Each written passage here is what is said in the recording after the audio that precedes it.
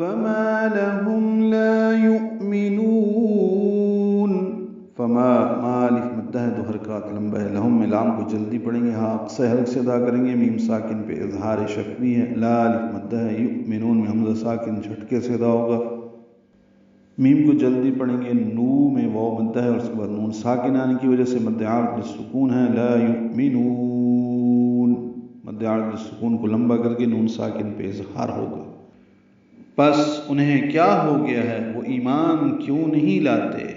وَإِذَا قُرِئَ عَلَيْهِمُ الْقُرْآنُ لَا يَسْجُدُونَ.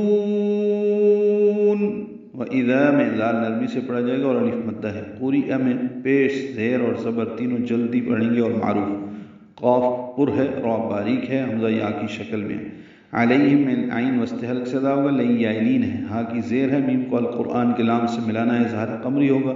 قاف را دونوں پر ہیں. آ دو حرکات لمبا ہے، کھڑا زبر قائم مقام مد اصلی. نون کی پیش معروف طریقے سے پڑھیں گے. لا الف مدہ ہے، دو حرکات لمبا ہے. یسجدون سین ساکن پہ ہمس ہے، دال کو لمبا کریں گے، مد عارض سکون بنا کے نون ساکن پہ اظہار ہوگا.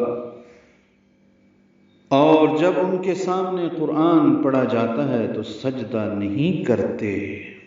بل الذین کفروا یکذبون.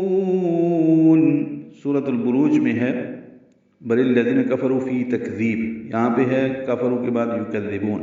بل اور الذین ملا دیں گے، بل الذین ہو جائے گا. لام کی زیر لگا کے لام سے ملانا ہے. بل الذین دال نرمی سے پڑھنا ہے. کفروا میں را پر ہے، رو واو مدہ ہے. یکذبون کاف دال نرمی سے پڑھیں گے، با کو لمبا کریں گے، مد عارض سکون ہے، نون ساکن پہ اظہار ہوگا. یکذبون بلکہ یہ کفار اسے جھٹلاتے ہیں.